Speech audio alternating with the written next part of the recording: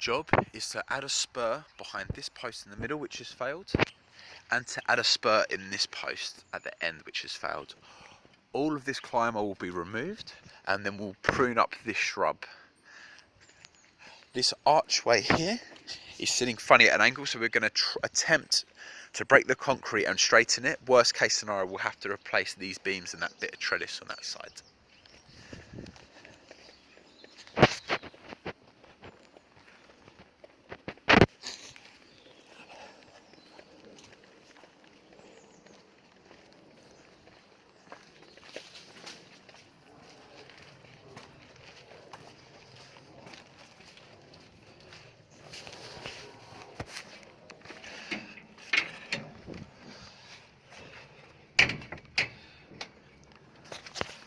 At the front of the property,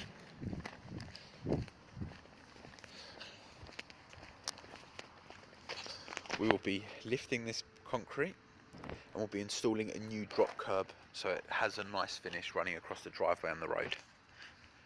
We can patch in on the roadside with tarmac repair.